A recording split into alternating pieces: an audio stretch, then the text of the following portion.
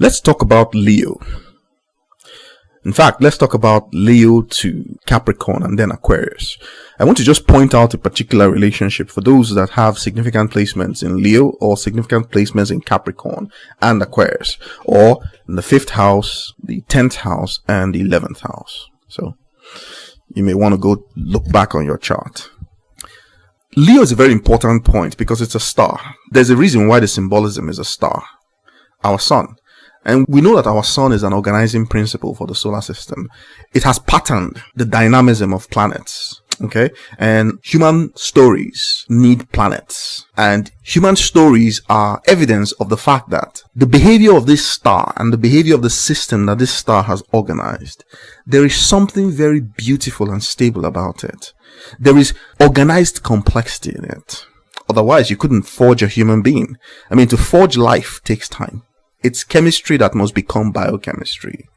And then to go from forging simple unicellular life to something that is as complex as a human being, self-aware, that can tell its own stories, that takes a long time. And while this is taking place, the environment cannot exactly be stable and it cannot exactly be chaotic. It has to find some balance between these two things so that it can maintain order, but it can also innovate. It can also move. It can change orientation and position. Now, it has to do this all over the planet, all over the solar system for billions of years. All right? That's pretty interesting. It takes you back to the early star, the sun, when it was a protostar, shining out for the first time. It must have released a surge of energy that cleared the solar system in some sense so as to define the trajectories and the pathways, because we are going to arrive on one of the pathways, one of the planets, because prior to when they are planets, they're basically just dynamisms, they're pathways or trajectories. Okay? We, as we are, we arrive on Earth. You know, just like you take a train and you arrive. Imagine you forgot about the train ride. You're not going to know how you arrived. And if you don't know how you arrived, then you don't know who you are. You don't know what you are. And so you exist in a state where you appear as if decoupled from everything around you. You see? That's why I call it a theater of experience, because it is the theater that receives all your stories, because human beings are storytelling devices in some sense. We tell stories about everything, about what we are, what the universe is, what love is, which is one of the important stories that we are here to tell. So stars are storytelling centers. Not every one of them will be able to tell a story at the time when you're looking at them, but they're always telling stories. So you can look at some stars and all their planets are dead. Or you can look at some stars and all their planets are still in a form where, you know, what we do know is that life is rare. Okay? You look at 1,000 stars and you don't really see any planets that look like Earth. So that tells you that whatever was happening here in the solar system prior to all of this, there was something very special about it. And I've talked about this from a gravitational physics perspective, because it's all movement at the end of the day. Some people call it vibrations, or, you know, but it's all movement. The idea is for the movement, even though it looks like noise, the idea is for the movement to contain order. You don't have to know that it's there. In fact, most of the engine of reality, it looks like noise. And if you perform statistical analysis on these things, they will come back as noise. Yet, it's not noise. It's organized complexity. There's a pattern underneath that noise that is as reliable as anything that you can imagine. Okay? It's part of the work that I'm doing, is to reveal that there's this structure there, and it's always there. It's in us. It's us in some sense. We are the pattern that crystallizes around stars. You understand? The entire point of the star is to try to create the environment where we can arrive, so that we can begin to tell stories connected to that environment. That's how it is. So here we are on Earth. This is our theater. It's patterned in a certain type of way. All right? It behaves in a certain type of way. We have become that behavior, because in order to arrive at one of these theaters, it must feel like you are born into it. That way you are it. It's very different if you arrive from a ship or something like that, or from a vehicle, and you come in there. The theater will be so alien to you. Okay? The best way to live on any theater is to be born into that theater. Now, Earth it's a place of maximal experience. Why? Because when you're born, you don't know anything. You don't know what you are. You're born in a very vulnerable state. And so you must go through the process of acclimatizing. And one of the processes, what it really involves is coming to terms with your vulnerabilities. The fact that you're nothing. The feeling an infant child has when they begin to realize themselves little by little, the feeling is one of fear, helplessness, the condition that you're really, you can't protect yourself, you can't save yourself, you can't really do anything. So you're a form built to feel like the core. So that at some point in time, you're going to start feeling like the core. The core is the primary experiencer, but it must emerge as the primary storyteller first. Astrologically, that aspect of the core to be the primary storyteller, you call it Leo. Okay? But what's Leo really telling a story about? That's what this podcast is about. I'll get to it in a second. So each star creates an environment that conditions the types of stories that can be told by beings who can tell stories. Okay? And they will tell stories according to the way that theater is designed. That's why we're telling the story of astrology. It is connected to the way that our environment is designed, the way that we perceive reality from this vantage point of this theater. And we're staring out into the cosmos because that's really what it means to stare into yourself. What do you think it looks like? You're looking out of your own eyes. And you imagine that you are looking out, but what you are really doing is that you are looking in. The place where your vision forms in your brain is at the back of your head.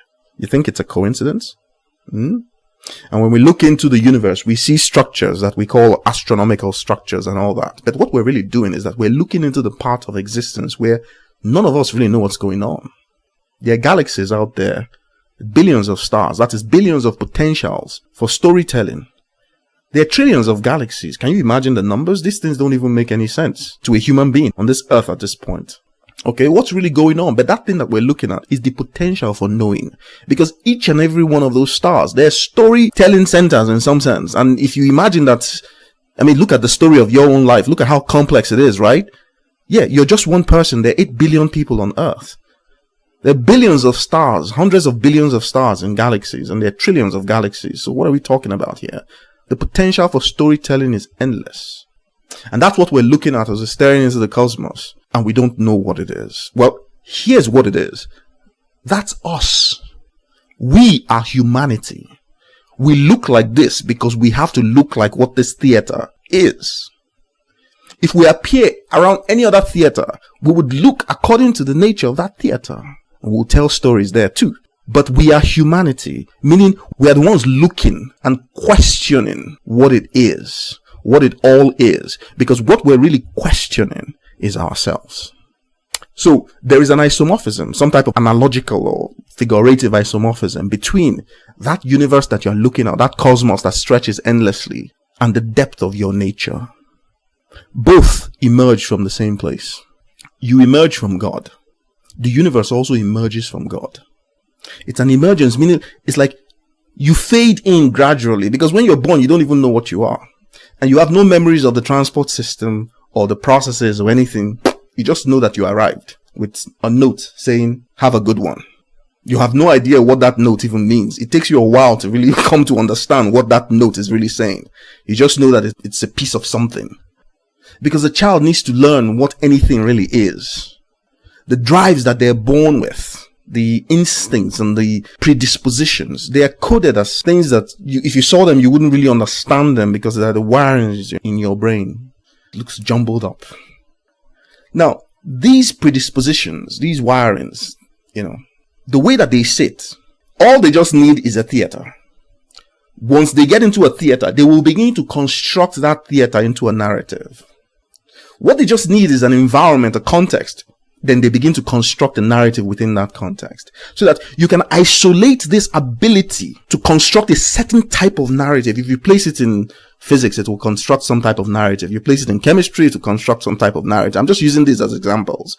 If you put this person in a poor environment, they will construct some type of narrative. If you put them in a wealthy environment, they will construct some type of narrative. But there is an underlying signature common to all the narratives that they're telling. That's the predisposition they were born with. Why they like this and not that. Why this appears more important than this. These are just, they are the ways in which we are defining ourselves, because we come in and we are patterned according to what we are. And it's almost like a snapshot of the dynamic that we are born into, because the theater itself is around the star.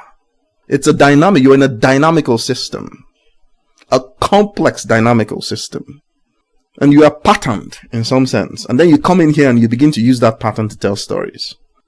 That's really what it is. Now, there is a point where Leo emerges, where it now feels like the primary storyteller, like it's in charge. It's not. But it has to function that way because you have to sit something within you. And you sit that in your 4th house or in the sign of Cancer. The sitting is an acceptance. And it is not a conscious acceptance. It's an unconscious one. And it takes place by unconsciously gathering evidence for certain types of perspectives that the individual may not even be able to articulate. But you are gathering them nonetheless. And the only things that settle into the foundation of what you are the things that you can accept. And so your convictions are written in the language of your acceptances. In order to change them, well, it requires that the same language is spoken. Otherwise, you see, from these convictions, the primary storyteller emerges because it now feels like something. That's why people say that the sign of Cancer has to do with your memories and all that. It's because you consolidate yourself. What else do you consolidate? You are experiencing reality. As you experience it, you are becoming it because you hold memories of it. And then your sense of self is constantly internalizing those memories, meaning that you are being updated by your memories, by your environment. You change from your experiences. Why is this? This is not a debate, is it? You are modifying the expressions of the predispositions that you came with. All right? And that's a modification of your narratives. Well, when we look at astrological charts, what we're looking at is the way that these stories can be modified, or the way that they are patterning themselves. Because, for instance, take something like Saturn, for instance. It's a pattern. It's a predisposition. All right? The object in the sky that we call Saturn, the planet, right? So we associate meaning, because astrology is based on symbolism, but the symbolism itself is not the meaning. The meaning is, I told you, there's no magic. There's no woo-woo. Okay, when you meet woo-woo and it seems to be persistent, it's because people have forgotten what it means. There is an entire science underneath it. One that you can connect with, one that you can understand. You just need to ask the right questions.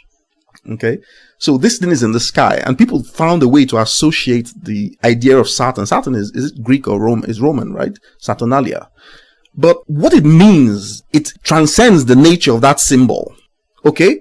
Because what it's really saying is that you are the result of a complex dynamism that molded itself according to the structure of the solar system. The solar system is a gravitating ensemble. I mean, the forces between the planets and the stars, and they're not really electromagnetic. It's gravity. So, do you not know that your brain is organized gravitationally? I mean, I've demonstrated this. This is not something that is even being conjectured. Your brain is organized according to the patterns of gravity. You are in a gravitational well. And things tend to fall in a certain way in gravitational wells. So, what is evolution? Evolution is a long-term falling in process. Things are falling into themselves. And they're also falling into nothing, really. There are a lot of people that talk about astrology as if it's nonsense. I understand why they do so, because the mainstream doesn't contain any hard evidence. And knowledge is not something that you need to be believing in. Okay? Because once you do that, you're in the realm of religion. And there is nothing in reality that is religious. If you are perceiving it as a religion, it's because you don't understand what it means. And because you don't understand what it means, it can't sit as a conviction, and so it cannot affect your behavior. If you think that it does, you are lying to yourself. Convictions are not things that you push away. How? Can you push away yourself? They're very difficult to change because the will forms after convictions are made. In fact, the will emerges as a sign of conviction. Okay? Can you look back at yourself as an infant, as a child? Do you remember all the moments that forged your formative years? You don't. There's a reason for that. Because you, as you are like this now, you didn't exist back then. Convictions are the key, not beliefs. Beliefs are manifestations of convictions. They are the pathways that you search based on your convictions. Why? You search them because they are the recipes for success. The movement starts in Leo, which is why we're having this podcast. The active movement after the emergence from the sign of Cancer, the active movement begins in Leo. But Leo emerges as a star, powerfully radiant, shining and organizing, dominating. All right? And then it feels this domination because it doesn't know what it is. It feels this need to be the storyteller, the primary storyteller. And a lot of issues come from this if it's not sitting correctly. Okay? But Leo is going to create, meaning that it's a star. It's going to keep radiating, shining, and throwing out things. But it's not doing that randomly. It's doing that according to a pattern. And what it wants to observe in this pattern is its own significance. Because it feels, for all intents and purposes, like a primary storyteller. You have a will. You call it your self-consciousness. It's a convexity point that you move around. But it's a convex point in your head. So you can imagine it like a dot of light, which is where you are focusing your attention in your brain at that point in time, even though you are distributed all over your brain. So you do this, you create convexity points by converging knowledge spaces. That's a key theme in my book, which I wrote, self-published in 2011 and 2020, The 5 Principles of Organized Complexity. You see, you use the principles of convergence and you create convexity points. And then you move those convexity points around the same way you move any other part of your body. So the convexity point that you have in your head is the one that allows you to move every other thing that you want to move. So that's why you experience it as a sense of self. And that sense of self is populated by the experience of that reality, which essentially are the stories that you're telling yourself. The stories. Now, the idea of being able to tell different types of stories, it does something to us because we don't have that many type of stories, really. I mean, there's variations and they're enjoyable and all that, but there's only one story. And that one story is the truth. Because since we are experiencing beings, and we are beings who can only become our experiences, it means that we don't really have anything else to do. The reality that we're observing is not different from the sense of self-story that we're telling ourselves. In fact, critical points or crisis points emerge when the story you're telling yourself does not conform to the reality that you're now experiencing. Then you begin to face some type of internal questioning. And I've told you before in some of my podcasts that the ones who are called are the ones who get to ask themselves a lot of questions about themselves. That means that your life can't be peaceful because you need to be disturbed in a certain type of way. Otherwise, why would you pay attention? And I've said that these points, these ways in which people are destabilized, all right, it's not a bad thing. Yes, okay, no one likes negative things happening, but guess what? You're a complex system, a very complex, sophisticated system. It's what allows you to hold the complex stories that you do. Otherwise, you'd only have a few stories, which is the way the animals perceive reality. Because they don't feel separate from reality. They are literally reality without a sense of self, without a convexity point that allows them to move however they want in their own heads. They're confined and they're constrained. We can move. There is a mobility about the way that we are wired. Okay? We can imagine. We can count, which is where the whole thing starts, really. Okay? And when we begin to tell these stories in Leo, well, we want to understand the nature of our significance. What is the significance of the story that we're telling? Are we truly a central vantage point? Are we truly a datum? Okay, there's only one way to know that because there are so many other people telling stories. Well, how do you know which person's story is the significant story? Well, you got to put it out there. And that begins the journey that Leo begins to Capricorn. Why Capricorn? Because the sense of significance is something that emerges from convictions. Convictions, the sign of Cancer, they sit opposite Capricorn. But they're not things per se, okay? At least not yet in that sense. The nature of how Leo emerges is dependent on what is sitting in the sign of Cancer, or in the 4th house, or where the moon is, or what the moon is doing. You see? But the stories are scattered all over. They're not, it's a complex system, meaning even though you have symbolic points that you call functional lights, they're not solely in that place. I mean, even in physics now, you have something where you identify something as a wave and a particle. Okay? Well, there's more. Something can be distributed in a certain way, spread all over the place, yet it's able to function as if it's in one place. But what that structure allows it to do is to be able to move rapidly to anywhere it needs to go. And this movement typifies human consciousness. Our minds are fast. And if you think of the granularity at which this is going on, individual neurons and individual brain cells, they're in their billions and probably trillions. And they all have to synchronize in some way in real time because you're experiencing yourself in real time. Okay? This speed and the cost at which it is being achieved, that's what defines us. Okay? Because in my podcast where I talk about NVIDIA and all that, I said, look, that's what your basic GPU is aspiring to do. Okay? And I talked about how the essence of blackness is what allows this possibility to exist because it's an implementation, So Leo needs a plan to get into the reality of others where it can begin to It's an assessment of some kind. Is my story really significant? Well, if it is, then at some point in time, it will be recognized. And that takes place in the area where you have social acceptance. And social acceptance is the thing that sits opposite self-acceptance, which is opposite the sign of Cancer. So Cancer is opposite Capricorn for a reason. Cancer represents self-acceptance. Capricorn represents social acceptance. And oftentimes, natal chart synthesis involves understanding the relationship between both. Because it is in Capricorn that the result of something shows. Or in the 10th house. There are results. Now, Capricorn is not the destination for Leo, really. But Capricorn is very important in the sense that it is the first time that Leo can demonstrate the equality across time that equates their self-significance to their social acceptance. Okay? It's even better than that. It equates their convictions to the emanation of those convictions. They feel successful because they've had a desire and it has been realized. It's realized in the space where you are recognized. And the thing that is doing the recognition is what we now call the mainstream or the establishment. Okay? But that is not the destination of Leo, you see, because even though Leo, having demonstrated its competency or whatever it's all about in this 10th house and received some type of recognition for it, it's still not satisfied because that's not its destination. Its destination is not just the mainstream. You see, to understand its destination in Aquarius, you need to understand the essence of Leo. Leo is the individualized ego.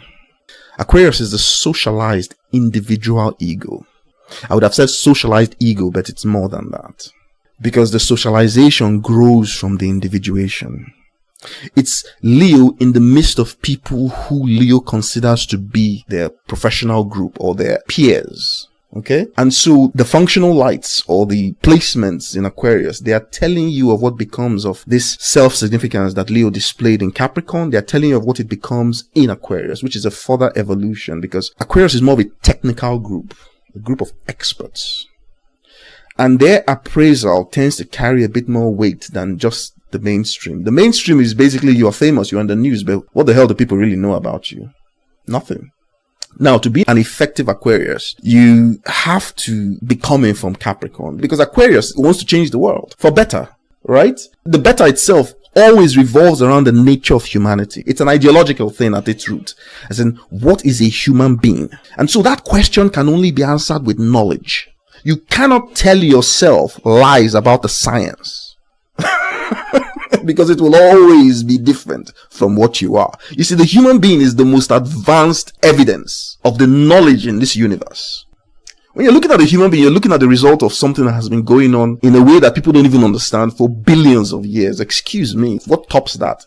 It's the oldest, the most ancient narrative, right? And the most advanced. Do you think you are going to understand it if your mind does not try to match this advancement? That advancement is what Aquarius is working on.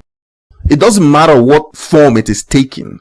Do you understand? That's what you're doing. You just don't know it. You're telling the story within the confines of something else. So the story mimics that confine. It mimics that context. But you will always be seeking some type of advancement. And the advancement will always revolve around some type of the idealism behind some type of knowledge. And the knowledge would always be rooted in humanity. Because that's the most advanced knowledge that anybody knows of. That's any human being that you find anywhere in this universe. They are humanity.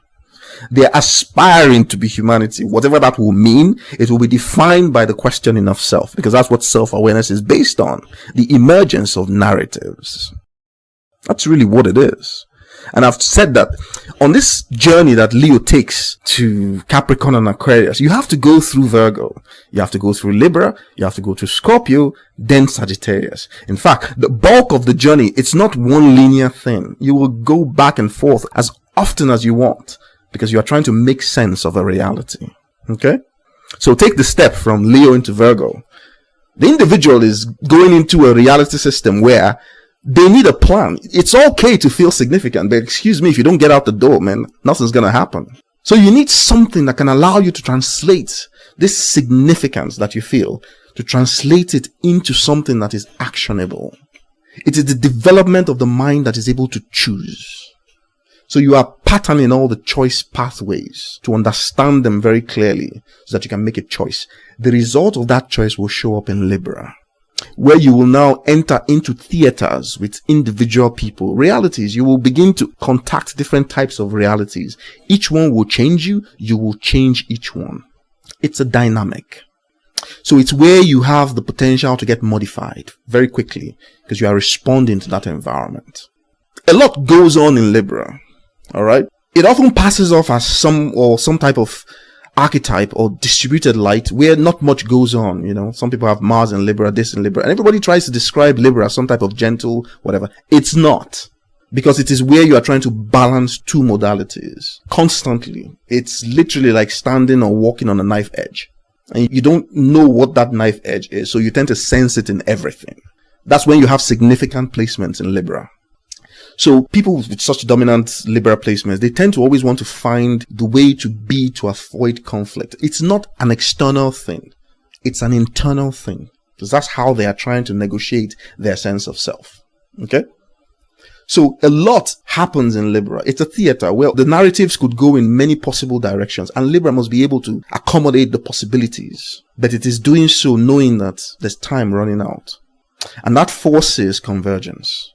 So Libra begins to attenuate itself so that the stories begin to become more and more concentrated around certain types of things only. So you have your relationship with somebody, and that begins to constrain your narratives. Okay? So you can think of it like there's this idea about electrons. They can exist or particles in general, they can exist in a superposition of states. And then when you observe them in some way, their wave function collapses and the particle becomes real.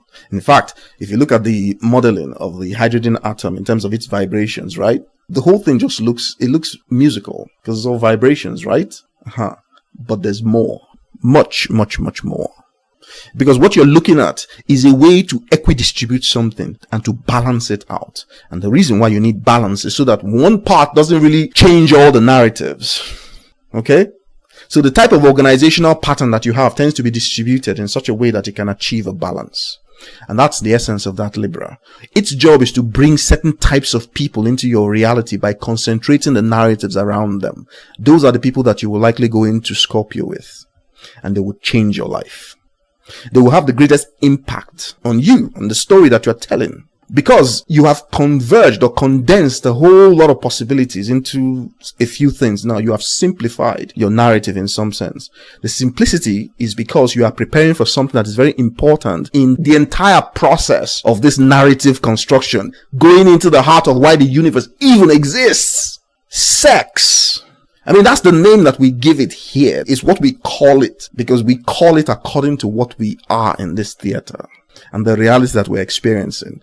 But abstractly, you can think of it as unification, because it is the place where we are reminded of the truth of existence, the inescapable truth of existence. It's a unity.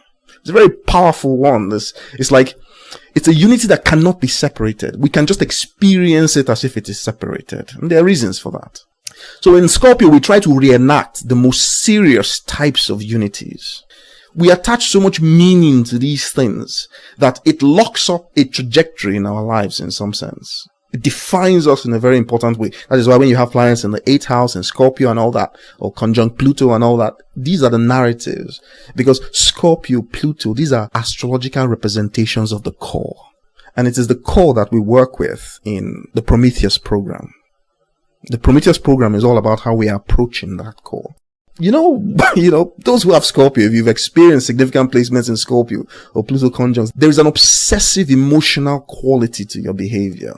Okay? And if you don't understand what it means, then you are not able to be the fullness of what you are. It's a very powerful thing, you see, because you are experiencing your core.